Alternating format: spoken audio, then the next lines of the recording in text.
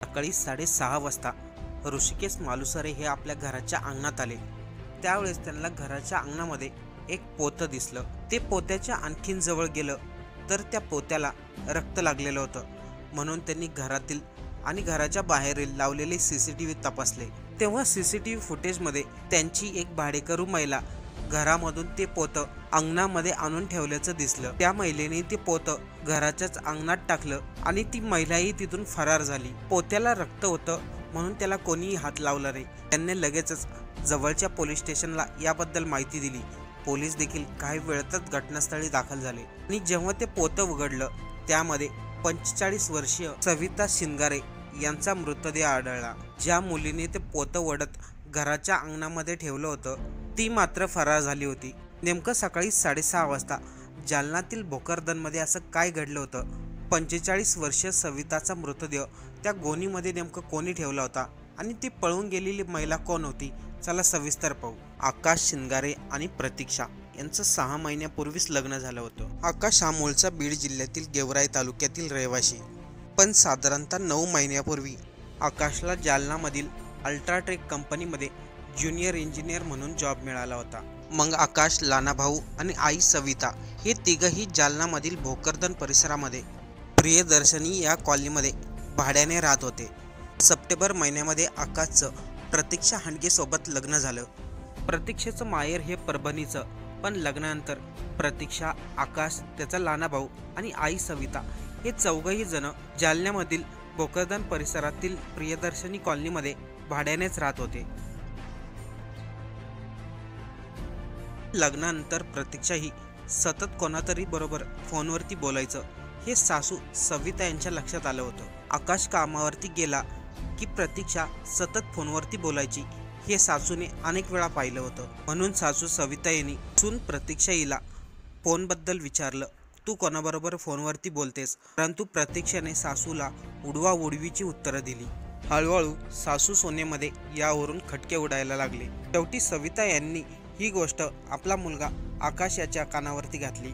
आकाशने देखील पत्नी प्रतीक्षाला याच्याबद्दल जाब विचारला, पण त्यावेळेस देखील प्रतीक्षाने आकाशला उडवाउडवीचीच उत्तरं दिली. प्रतीक्षा फोनवरती दुसऱ्या कोणत्या तरी व्यक्तीबरोबर बोलते यावरून सासू सोनेमध्ये वाद होतात. ही गोष्ट आकाशचे मामा आणि सविता यांचे भाऊ प्रदीप कानाडे यांना समजली होती. याच दरम्यान आकाशच्या कंपनीमधून त्याला लातूरला पाठवण्यात आलं. आकाशसाठी लातूर हे ठिकाण नवीन असल्यामुळे तिथे राहायची सोय होत नव्हती. त्यामुळे आकाश एकटाच लातूरला गेला. आकाश लातूरला गेल्यानंतर पत्नी प्रतीक्षाचं फोनवरती बोलणं अधिकच जास्त वाढलं. आता घरी प्रतीक्षा आणि सविता या दोघीच होत्या. तर आकाशचा लहाना भाऊ देखील काही कामानिमित्त दुसऱ्या जिल्ह्यामध्ये गेला होता. सासू सविताला प्रतीक्षाचं वागणं काही पटेना. आपली सून आपल्या मुलाला फसवते सविता यांना नेहमी वाटायचं. त्यामुळे ते सून प्रतीक्षावरती जास्तच नजर ठेवायला लागले. पण याचे परिणाम मात्र भलतेच झाले.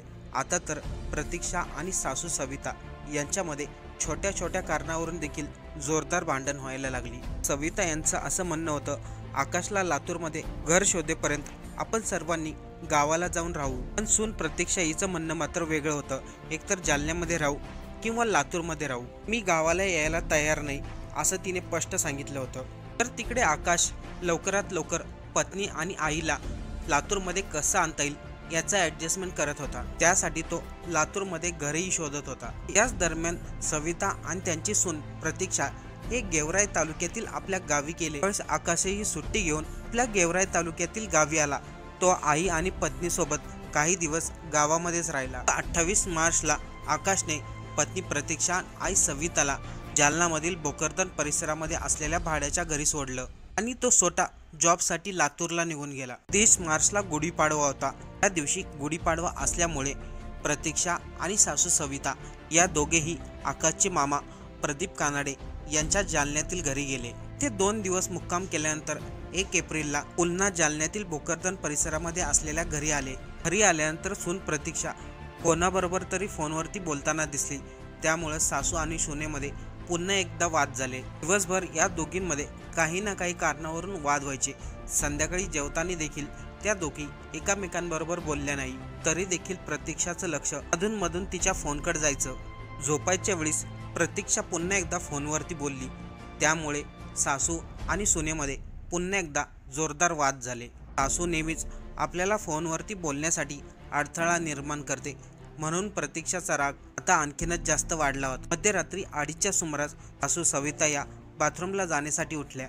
त्यावेळेस देखील सासू सुनेमध्ये काहीतरी कुजबूज झाली. दिवसभरामधील हे दोघींचं चौथं भांडण होतं, परंतु यावेळेचं भांडण हे चांगलंच टोकाला गेलं होतं. आपली सून आपलं काही ऐकतच नाही चा राग मनात धरून सासू सविता यांनी प्रतीक्षाच्या 2 कानाखाली मारल्या. पण यामुळे प्रतीक्षा देखील बिथरली. तिचा राग अनावर झाला. तिने सासूचे केस धरले आणि तिला मारहाण करायला सुरुवात केली. दोघीही सासू सुना एकामेकींचे केस धरून ओढायला लागलं. दोघीमधील एकही शांत बसना.